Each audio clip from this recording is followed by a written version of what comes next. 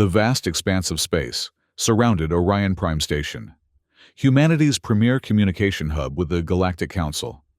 Through the reinforced viewports, stars glittered against the black canvas of space like scattered diamonds. Colonel Elena Wu stood at the command center, her reflection superimposed over the stellar backdrop. Her dark hair was pulled back in a regulation bun, and her uniform bore the insignia of the Interplanetary Border Fleet Commander, a position she had earned through 2 decades of distinguished service. "Status report," she demanded, her voice steady despite the tension permeating the station. Lieutenant Reyes approached with a tablet. "All systems nominal. Colonel. Communications with Earth colonies remain stable. The Council representatives are scheduled to arrive within the hour." Elena nodded, her eyes scanning the various holographic displays showing ship movements throughout the sector. Humanity had expanded considerably since their first tentative steps beyond the solar system 3 centuries ago. By 2400 CE, human colonies dotted the Milky Way, a network of thriving outposts showcasing humanity's adaptability and technological prowess. Yet, despite their accomplishments, humans remained junior members of the Galactic Council, an assembly of advanced species that had governed interstellar affairs for millennia. The Council dictated trade routes, controlled access to certain technologies, and established planetary development quotas. For years, Elena and others in Earth Command had chafed under these restrictions, but pragmatism prevailed. Humanity was still finding its footing among the stars. "Colonel," called out Communications Officer Park. "Incoming transmission from the Council flagship. Ambassador Vorak requests immediate audience." Elena frowned. The meeting wasn't scheduled for another hour. "Put it through to my private chamber." Inside her office, Elena activated the holographic projector.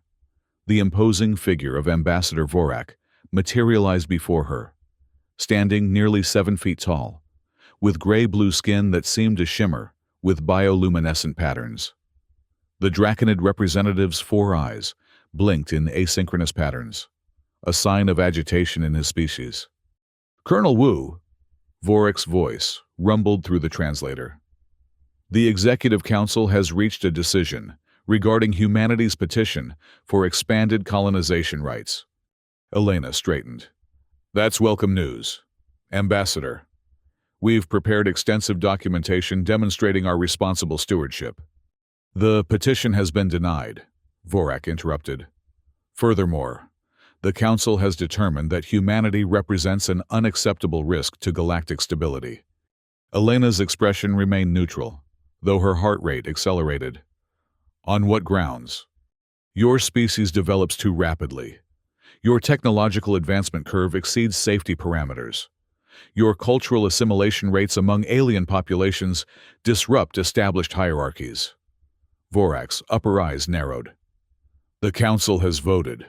Humanity has 36 hours to surrender all colonial outposts and submit to Council oversight, or face extinction." The words hung in the air like toxic gas.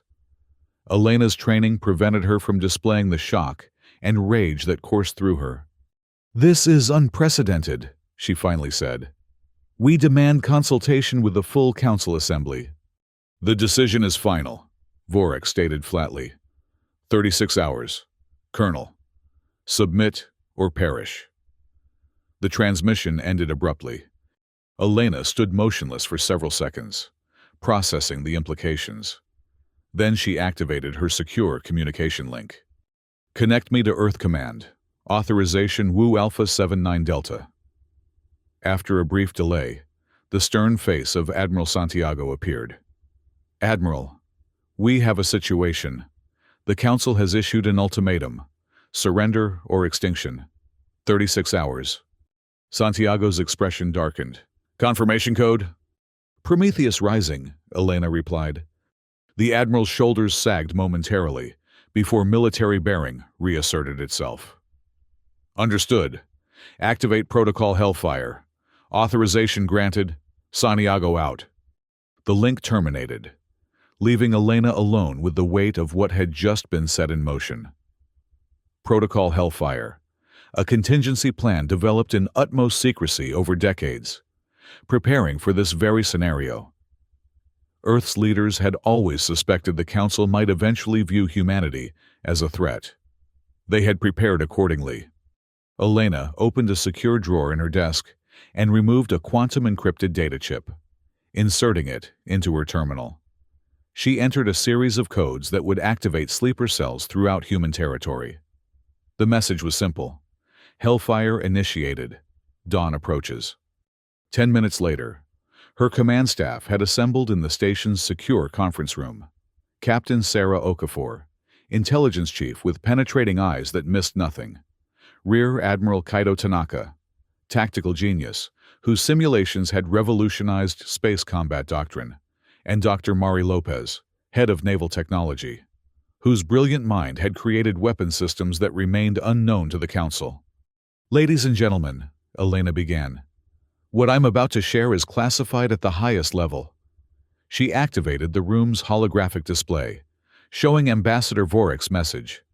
As the ultimatum played out, faces hardened, postures stiffened. When it ended, Elena continued, "Earth Command has authorized Protocol Hellfire." A ripple of controlled reaction passed through the room. Widened eyes, tightened jaws, one sharp intake of breath. "For those not fully briefed," Elena said, "Hellfire is a preemptive strike plan developed over the past 50 years. We've anticipated this day might come. The Council fears our potential and has chosen to eliminate us before we can challenge their dominance." She gestured, and the holographic display shifted to show a map of human and Council territories. "We've been building our capabilities in secret, disguising military installations as research outposts, embedding weapon systems in civilian infrastructure. We've planted backdoors in Council communication networks, mapped their strategic assets, and prepared strike packages for every major Council facility." Dr. Lopez stepped forward. "The centerpiece of Hellfire is a suite of weapon systems developed under deep cover. We've created stealth technology that renders our ships effectively invisible to Council sensors, fusion-powered drone swarms that can overwhelm defensive grids, and the ultimate deterrent, the Hellfire bomb, a thermonuclear device capable of initiating a chain reaction within stellar matter." Captain Okafor spoke next. "My intelligence teams have been embedded in Council space for years. We've compiled comprehensive data on fleet movements, defense protocols, and communication channels. We know their weaknesses, their response patterns, their fallback positions." Rear Admiral Tanaka completed the picture. "We've run thousands of simulations. A conventional conflict would be devastating for both sides.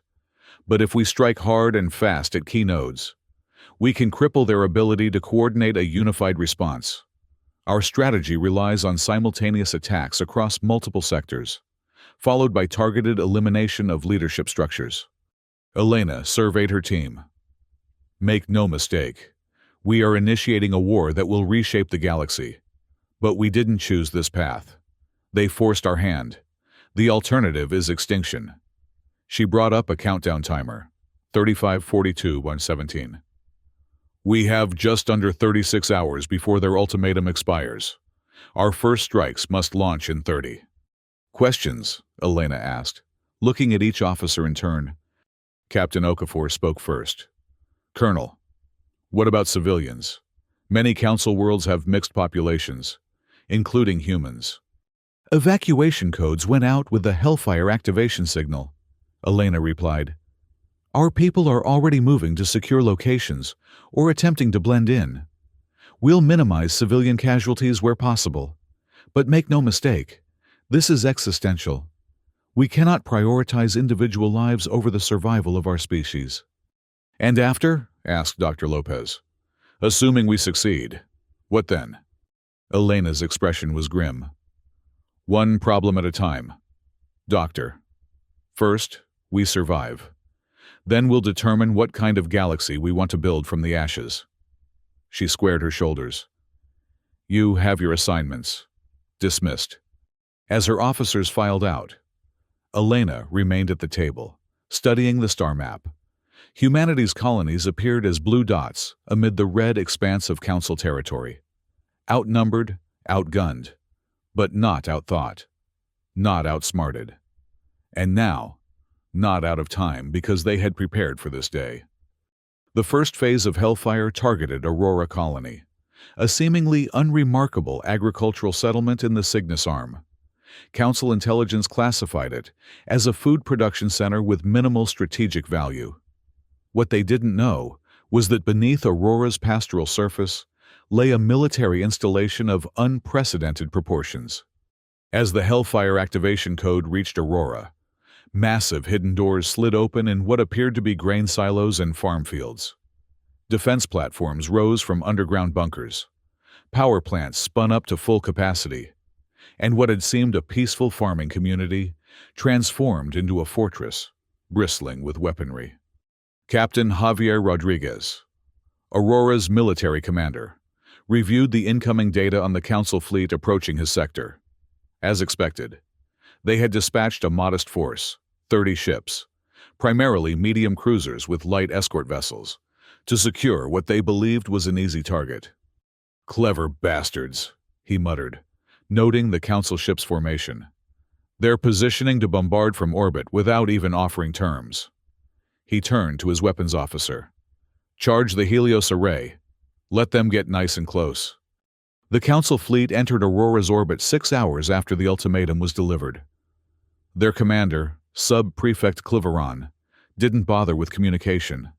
These humans would serve as an example to the others. His ships moved into bombardment formation, weapon systems powering up.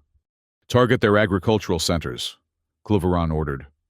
"Once their food supply is threatened, they'll surrender quickly enough." His sensor officer suddenly straightened in alarm. "Energy spike! Massive power signature from the surface!" Before Cliveron could respond, brilliant beams of concentrated energy erupted from dozens of points across Aurora's surface. The Helios array, a network of solar-powered energy cannons disguised as irrigation equipment, fired simultaneously. Each beam struck with precision, cutting through Council ships' shields as if they were tissue paper. "Evasive action!" Cliveron shouted. But it was too late. Secondary explosions rippled through his fleet as the energy beams found reactor cores and ammunition stores. In less than 3 minutes, 27 of his 30 ships were destroyed or disabled. Cliveron barely had time to transmit a distress signal before his own vessel was split in two by a particularly powerful blast. Captain Rodriguez watched the destruction on his tactical display with grim satisfaction. "Transmit to Earth Command. Aurora secured. Council first wave eliminated. Preparing for counterattack." The news from Aurora reached Elena as she coordinated operations from Orion Prime. "First blood to us," she remarked to Rear Admiral Tanaka. "But they'll respond with overwhelming force once they realize what's happening." Tanaka nodded. "Which is why we need to accelerate the timeline. The Kepler Forge operation should launch immediately." Elena considered this, then nodded. "Make it happen." Kepler Forge orbited a neutron star in what the Council designated Sector 117, officially registered as a mining and refining operation. It was in fact the Council's primary shipyard for military vessels. At any given time, hundreds of warships in various stages of construction filled its massive docking bays. Commander Diana Lee had been positioned at Kepler for 3 years, ostensibly as a human liaison for trade matters. In reality, she commanded a team of operatives who had meticulously mapped every centimeter of the facility and identified its critical systems. When the Hellfire code reached her, Diana activated her team.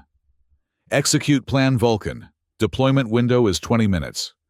Her engineers moved quickly through maintenance tunnels and service corridors, placing specially designed nuclear-powered self-guided missiles at strategic junctions. Each missile contained enough firepower to destroy a small moon, with advanced AI guidance systems that would ensure they reached their targets regardless of defensive measures. As Diana's team completed their work and slipped away to their escape vessel, alarms began to sound throughout Kepler Forge. The Council security forces had received word of the Aurora attack and were initiating lockdown procedures. "Too late," Diana murmured as her ship detached from the station and accelerated away. Once at safe distance, she transmitted the activation signal. Deep within Kepler Forge, the missiles awakened. They disengaged their magnetic clamps and navigated through ventilation systems and maintenance shafts toward their designated targets: primary power cores, structural support nodes, and command centers. Council security teams detected the intrusion almost immediately, but their defensive protocols were designed to repel external attacks, not threats already inside their perimeter. By the time they understood what was happening, the missiles had reached their positions. The synchronized detonation transformed Kepler Forge from the Council's greatest military asset to its most devastating liability. The initial explosions ruptured power cores, which in turn triggered secondary detonations in partially fueled warships. The chain reaction consumed the station, along with the 76 completed warships docked there and over 200 vessels under construction. The destruction of Kepler Forge reverberated through Council space like a shockwave. Emergency sessions were called, fleets were mobilized, and panic began to spread among the member species. How had the humans struck so decisively, so quickly, at such a crucial target? Meanwhile, Elena's third operation targeted the Council's communication nexus, a massive installation that coordinated faster-than-light communications across Council territory. Located in the Arcturus system, the Nexus was one of the most heavily defended facilities in Council space. For this mission, Elena deployed the Shadow Fleet, stealth vessels incorporating technology that bent light around their hulls and absorbed sensor pings without reflecting them back. Crewed by elite Special Forces teams, these ships were essentially invisible until they opened fire. Captain Sarah Okafor led the assault personally. Her flagship, the Nightshade, positioned itself just 3,000 kilometers from the Nexus, practically point-blank range in space combat, without being detected. "All teams in position," her tactical officer reported. "Boarding parties ready?" Sarah nodded. "Begin jamming on all frequencies. Launch EMP warheads." Across the Shadow Fleet, electromagnetic pulse weapons deployed, targeting the Nexus's external sensor arrays and defense systems. As the pulses hit, the facility's lights flickered, and defense platforms went silent. "Boarding teams, go," Sarah ordered. Stealth shuttles detached from the Shadow Fleet vessels, carrying assault teams to predetermined entry points around the Nexus, using breaching charges designed to cut through the station's hull without triggering alarms. They gained entry and moved swiftly through the corridors. Inside the Nexus, confusion reigned. Emergency systems activated, but the coordinated EMP strikes had compromised key systems. Council security forces mobilized, but without functioning communications, they couldn't coordinate their response effectively. The human strike teams moved with practiced precision, neutralizing resistance and securing key junctions. Their primary target was the Central Core, a quantum computer array that managed the intricate calculations necessary for FTL communications. When they reached the core, they didn't destroy it. Instead, they uploaded a virus, decades in development, designed to infiltrate the Council's entire communication network. The virus would allow humans to monitor all Council communications, insert false messages, and selectively block transmissions. "Upload complete," reported the team leader. "Core secured." "Excellent," Sarah replied. "All teams extract to your vessels. We're leaving." As swiftly as they had arrived, the Shadow Fleet departed, leaving behind a Nexus that appeared largely intact, but was now compromised at its most fundamental level. By the time Council technicians realized what had happened, the virus had already spread through their entire communication network. 24 hours after Vorak's ultimatum, humanity had neutralized the Council's ability to construct new warships, compromised their communications, and demonstrated unexpected military capability. But the Council was vast, with resources spread across thousands of worlds. Their existing fleets were still intact, and their leadership, though shaken, remained resolute. In the Council's emergency session, Supreme Arbitrator Xantal, a member of the ancient Eldrathi species, addressed the assembled representatives. "This human treachery cannot stand," he declared, his translucent appendages rippling with anger. "They have revealed themselves as the threat we always suspected. We must marshal our combined fleets and exterminate this pestilence once and for all." Despite communication difficulties, the order went out. All available Council warships were to converge on the Helios Nebula, forming a unified armada that would proceed to Sol system and end the human threat permanently. Elena received this intelligence through the compromised communication network. "They're gathering at Helios," she informed her command staff. "Over 500 vessels, including their heaviest dreadnoughts." Rear Admiral Tanaka studied the intelligence. "They're planning to overwhelm us with sheer numbers. Even with our technological advantages, we cannot defeat a force of that size in conventional combat." "We won't fight conventionally," Elena replied. "This is what we've been waiting for. Their fleets concentrated in one location, away from civilian populations." She turned to Dr. Lopez. "Is the package ready?" The scientist nodded gravely. "The Shadow Fortress carries 6 Hellfire bombs. 1 would be sufficient, but redundancy ensures success." Elena looked at each of her officers. "This is the point of no return. Once we deploy the Hellfire bombs, there's no going back. The Council as we know it will cease to exist." She paused. "Are there any objections?" The room remained silent, faces resolute. "Very well," Elena said. "Admiral Tanaka, you have command of Orion Prime while I'm gone.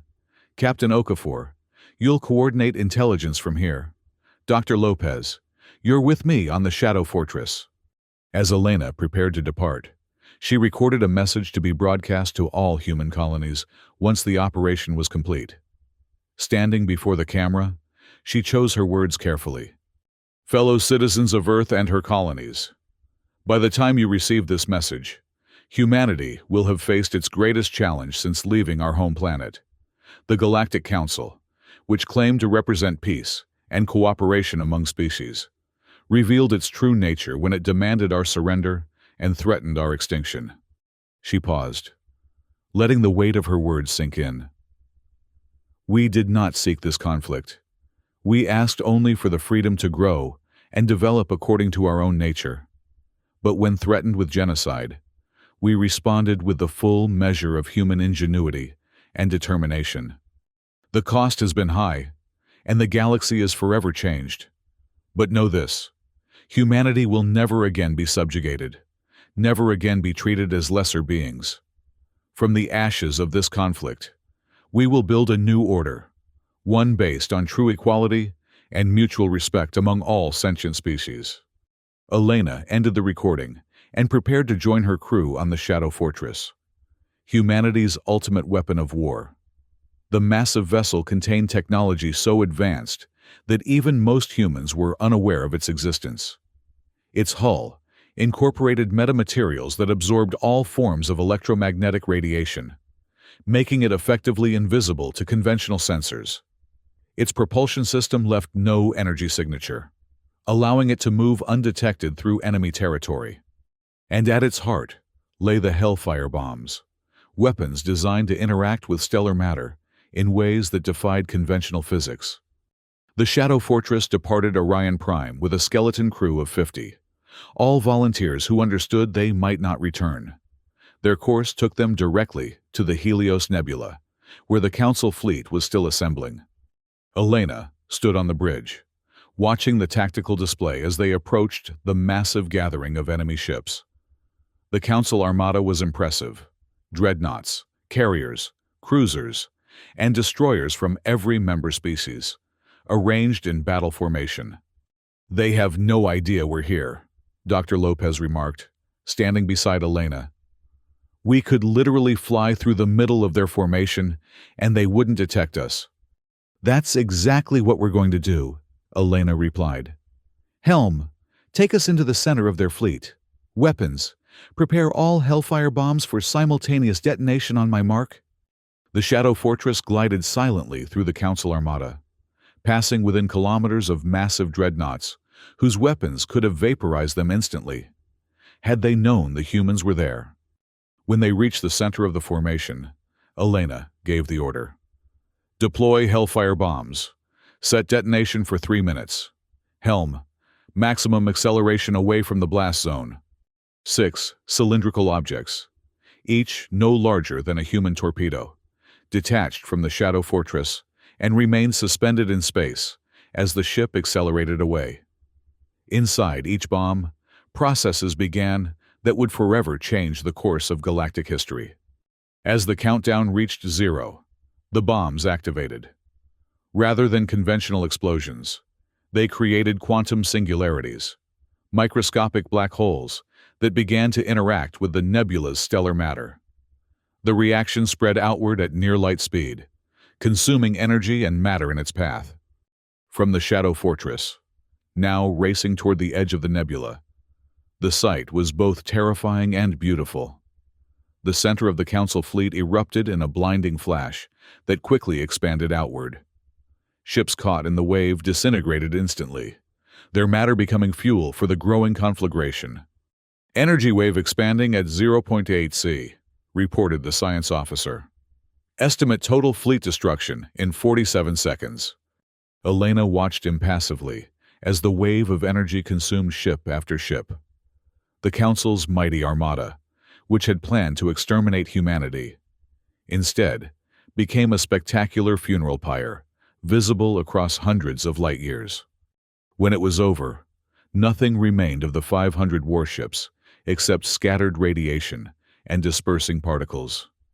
The heart of the Helios Nebula itself had been transformed, now glowing with new intensity from the massive energy release. "Transmission from Orion Prime," the communications officer announced. "Captain Okafor reports Council representatives are requesting immediate cessation of hostilities. Multiple species are offering unconditional surrender." Elena nodded. "Tell them we accept their surrender. All Council forces are to stand down immediately and await further instructions." She turned to Dr. Lopez. "And so it ends." The scientist's expression was somber. "Or begins. What we've done here, it changes everything." "It had to be done," Elena replied firmly. "They left us no choice." In the days that followed, the full extent of humanity's victory became clear. With their combined fleet destroyed and their communication network compromised, the Council's ability to wage war had been shattered. Individual member species, seeing the devastating effectiveness of human weapons, chose surrender over annihilation. Elena returned to Orion Prime, which now served as the headquarters for the transition government. Representatives from former Council species arrived daily, seeking terms and assurances. Some came with resentment and fear, others with relief that the Council's often oppressive rule had been broken. 1 month after the battle at Helios Nebula, Elena presided over the first assembly of the new Orion Covenant, the replacement for the Galactic Council. Representatives from all former Council species attended, along with human delegates from Earth and the colonies. "We gather today not as conquerors and conquered," Elena addressed the assembly, "but as equals seeking a new beginning. The old Council failed because it was built on hierarchy and control rather than genuine cooperation.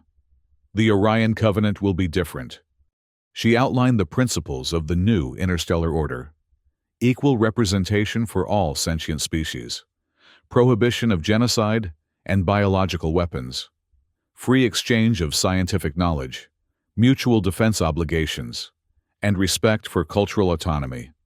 "Humanity does not seek to rule," she concluded.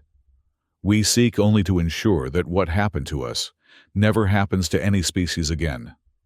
No civilization should face extinction for the crime of advancing too quickly or thinking too differently." The transition was not without challenges. Some former Council species resisted the new order, requiring targeted military operations to neutralize threats. Others embraced the change, finding in human leadership a refreshing contrast to the stagnant bureaucracy of the old council. 6 months after the Helios battle, Elena stood in her office at Orion Prime, looking out at the stars. The weight of her decisions still pressed upon her.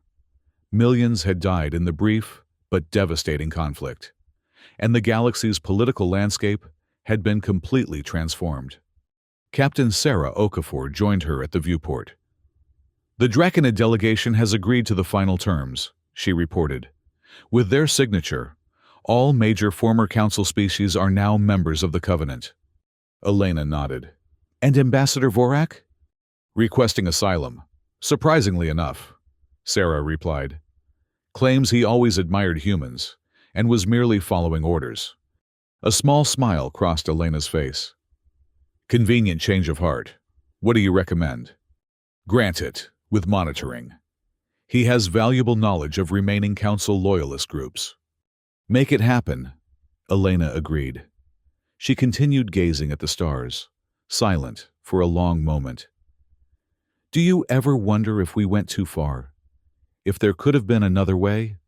Sarah considered the question carefully. "They threatened our extinction, Colonel. Everything that followed stemmed from that choice." She paused. "But power, like we've demonstrated, it comes with responsibility." "Yes," Elena said softly. "That's what keeps me awake at night. We've awakened something in ourselves, a capacity for strategic violence on a scale never before seen. How do we ensure it's never misused?" "By remembering this moment," Sarah suggested. "By remembering that we fought not for conquest, but for survival. And by building something better than what we destroyed." Elena turned from the viewport. "That's the true test, isn't it? Not whether we could win the war, but what we do with the peace." She straightened her uniform. "The council meeting begins in 10 minutes. Let's go shape this new galaxy. Captain." Together, they walked toward the chamber where representatives of dozens of species awaited them. Some former enemies, some new allies, all now partners in an uncertain future. The galaxy had been forever changed by humanity's response to an existential threat. Now came the harder task, building a lasting peace from the ashes of war. As they entered the council chamber, Elena's thoughts returned to Earth, the cradle of humanity. Now the center of a new interstellar order. They had survived. They had prevailed. And in doing so, they had assumed responsibility for ensuring that the fires of hellfire never needed to burn again. The Galactic Council had declared war on humanity, and humanity had responded by burning them all.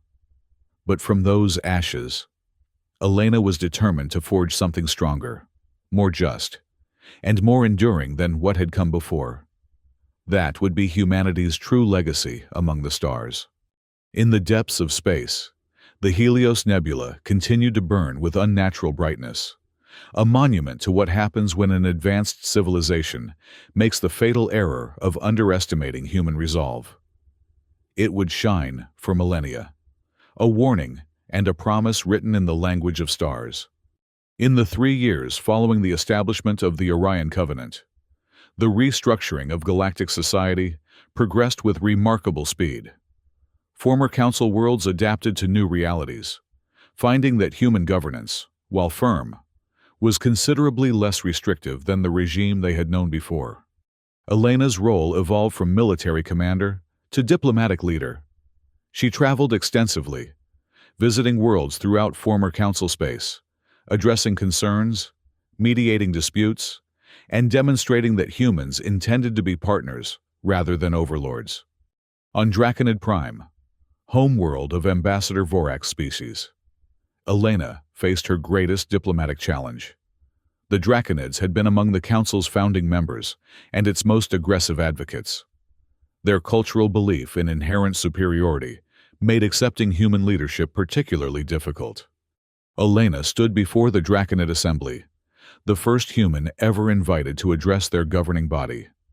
The vast chamber, designed to accommodate the 7-foot frames of its usual occupants, made her feel physically diminished, Exactly as intended, she suspected. Distinguished members of the Assembly, she began, her voice amplified throughout the chamber. I come before you not as a conqueror, but as a representative of a new galactic order, one in which draconids have an essential role to play. Murmurs rippled through the assembly, some dismissive, others curious. Your civilization has existed for 50,000 years, Elena continued. In that time, you've developed arts, sciences, and philosophical traditions that humans can barely comprehend. That wisdom is invaluable and irreplaceable. She paused, letting her words sink in.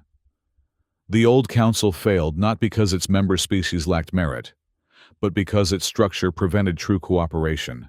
It fostered fear rather than respect, compliance rather than innovation. The Draconid Prime Minister, Krelvor, rose to speak. Fine words, Colonel Wu. Yet we cannot ignore that your species obliterated the combined council fleet with weapons of unprecedented destructive power. You speak of partnership while holding a gun to our heads.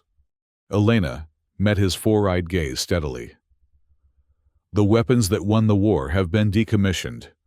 Prime Minister, the Shadow Fortress has been dismantled, its technology secured. We used these weapons once, when faced with extinction. We have no desire to use them again. And we are to take your word for this, Krelvor challenged. You are to judge us by our actions, Elena replied. In the 3 years since Helios, has any world been subjugated? Has any culture been suppressed? Has any species been denied representation in the Covenant? The silence that followed was telling. We ask only that draconids bring their considerable talents to the table, Elena continued. Your expertise in biosystems engineering, gravitational physics, and cultural preservation could help address challenges facing multiple worlds. The debate continued for hours. But when Elena departed Draconid Prime, she carried with her a preliminary agreement for full Draconid participation in the Covenant. It was a diplomatic victory, as significant as any military success during the war. Meanwhile, on the fringes of explored space, human expeditionary forces encountered something unexpected. Species unknown to the former council. Emerging civilizations that had been deliberately isolated or overlooked. Captain Sarah Okafor led a diplomatic mission to the Vega system, where a silicon-based sentient species called the Lithos had developed a unique civilization. Initial scans showed them to be pre-FTL, with technology roughly equivalent to Earth's early 22nd century. According to recovered council records, Sarah explained to her team, the Lithos were designated for continued observation, with a containment protocol in place. Essentially, the council was ensuring they remained isolated. Containment how? Asked Lieutenant Commander Jackson, her security chief. Automated defense platforms in the outer system, Sarah replied. Designed to destroy any Lithos ships that ventured too far from their homeworld. We've already neutralized them. The Lithos representatives who met with Sarah's team were initially suspicious. They had detected the defense platforms long ago and understood their purpose. But when Sarah explained the fall of the Council and the principles of the new covenant, their attitude changed dramatically. For generations, we have looked to the stars, knowing we were being watched but not knowing by whom, said Chief Philosopher Carvex, the Lithos leader. To learn that we were deliberately held back. This confirms our oldest suspicions. The Covenant doesn't believe in artificial constraints on development, Sarah assured them. We offer technological exchange, cultural interaction, and full membership when your society is ready. Similar encounters occurred throughout the galaxy, as humanity discovered dozens of species that the Council had contained, studied, or simply ignored because they were deemed unimportant. For these civilizations, the new order represented opportunity rather than disruption. Back on Earth, the societal impact of humanity's new galactic role was profound. Cities like New Singapore, Lagos, and Neo-Tokyo became centers of interstellar commerce, with alien visitors becoming commonplace. Universities established xenobiology, xenolinguistics, and comparative civilization departments, drawing scholars from across known space. Earth's unified government, which had formed in the 22nd century, expanded its focus from planetary administration to coordinating humanity's roles and responsibilities throughout the galaxy. Military service remained prestigious, but diplomatic and scientific corps gained equal status, reflecting the changing priorities of human expansion. Yet beneath the apparent success of the transition lurked concerns. Some human colonies, particularly those that had suffered council restrictions for generations, advocated harsher policies toward former council species. They argued that humanity's moment of dominance should be used to secure permanent advantages, not to establish equality. On the colony world, New Spartacus, this sentiment coalesced into the human primacy movement, led by Governor Richard Vega. When Elena visited the colony to address these concerns, she found herself speaking to a skeptical crowd in the capital's main plaza. "We understand your caution," she acknowledged to the assembled colonists. For too long, New Spartacus was denied resources and development opportunities by council edicts. The resentment you feel is justified. Murmurs of agreement spread through the crowd. But consider this, Elena continued. The council fell because it could not accept change or equality. If we now establish human dominance at the expense of other species, how are we different? We would become what we despised, what we fought against. Governor Vega stepped forward, a tall man with the weathered face of a frontier leader. "With respect, Colonel, it's easy to preach equality from Earth or Orion Prime. Here on the frontier, we lived under the Council's boot. Some of us remember family members who died when the Council restricted medical shipments during the Nexus Plague." Elena nodded. "I remember as well, Governor. I lost my brother on Europa Colony during the resource embargo of 2384. She paused, letting her personal connection sink in. "But I also remember this. When we fought the Council, we did so not just for human survival, but for the principle that no species should dominate another through force or fear." The debate continued, with passionate arguments from both sides. While Elena didn't completely sway the human primacy advocates, she established dialogue and ensured their concerns would be addressed in covenant policies. It was the beginning of an ongoing conversation about humanity's role in the galaxy, beneficent guardians or reluctant rulers. 5 years after Helios, Dr. Mari Lopez led a scientific mission to the nebula itself, studying the lasting effects of the Hellfire bombs. The research vessel Galileo maintained a safe distance as drones collected data from the transformed stellar matter. "The reaction has finally stabilized," Mari reported to Elena via quantum communication. "The artificial processes initiated by the bombs ran their course after consuming approximately 30% of the nebula's mass. What remains is something entirely new." "Dangerous?" Elena asked. "No, quite the opposite," Mari replied, excitement evident in her voice. "The stellar material has reconfigured into novel elements and energy states. We're detecting properties that could revolutionize everything from FTL travel to energy production. It's as if the destruction created a natural laboratory for physics beyond our current understanding." The Helios anomaly, as it came to be called, became a scientific treasure trove, drawing researchers from across the Covenant. Former enemies worked alongside humans, united by scientific curiosity. The weapons that had won the war were now indirectly advancing peaceful cooperation. 7 years after the war, Elena Wu found herself increasingly questioning her role in the new order. The military crisis had passed, the diplomatic foundations were laid, and the Covenant was functioning as intended. Perhaps, she thought, it was time for new leadership. She discussed her thoughts with Rear Admiral Tanaka during a rare moment of leisure aboard Orion Prime. They stood in the station's arboretum, surrounded by plants from dozens of worlds, a living symbol of the diversity the Covenant sought to protect. "I'm considering retirement. Kaito," she said, using his first name as she only did in private. "The emergency that justified military leadership has passed. The Covenant needs civilian governance now." Tanaka considered her words carefully. "You're probably right. But your departure would need to be managed carefully. To many species, you personally represent the guarantee of the new order." Elena smiled wryly. "You mean I'm the face of the terrible weapons that could return if they step out of line?" "That's not what I meant," Tanaka objected. "But it's part of the truth," Elena insisted. "And that's precisely why leadership needs to change.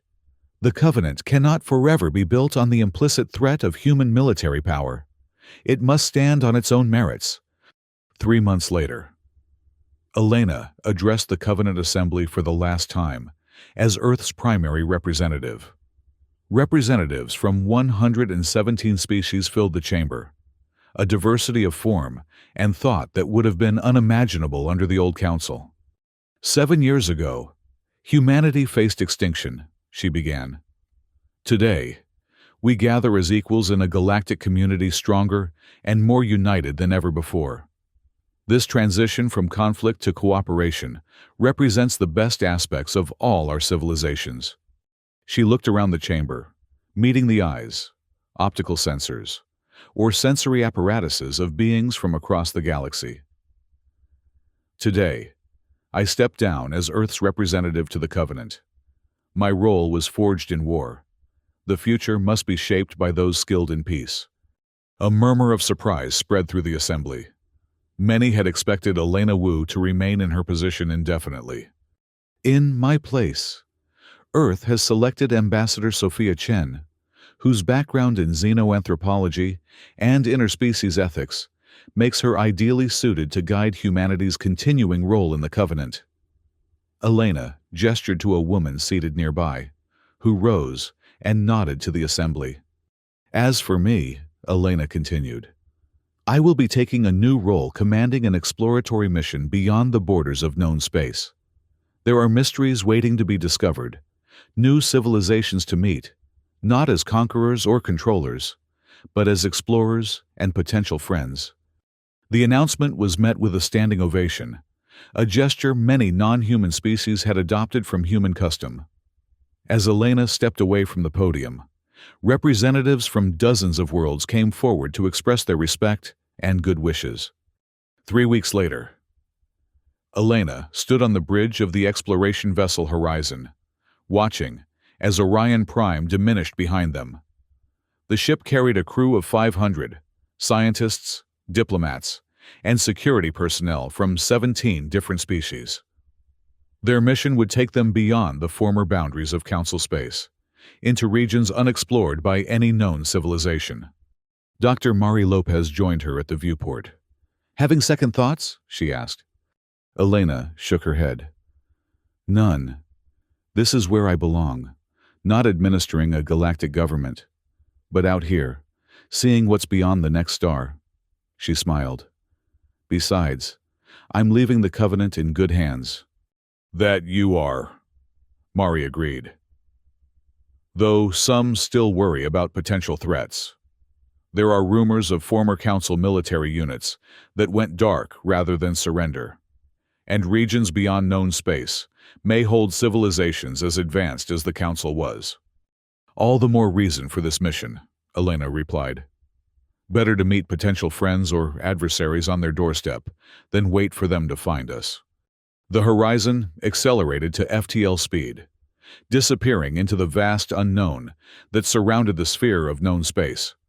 Behind them, the Orion Covenant continued to evolve, guided by the principles established in the aftermath of humanity's most desperate hour. On 1,000 worlds, beings of all descriptions looked to the stars with new understanding. The galaxy had been transformed by a conflict that lasted barely a month, but whose consequences would echo for millennia. The Galactic Council had declared war on humanity, and humanity had responded by burning them all. But from that conflagration had emerged not just victory, but responsibility, the obligation to build something better, more just, and more enduring than what had come before. And as Elena Wu and her diverse crew ventured into the unknown, they carried with them the most important lesson of the conflict: that the greatest power in the universe was not the ability to destroy, but the wisdom to know when not to, and the courage to build anew from the ashes of the old.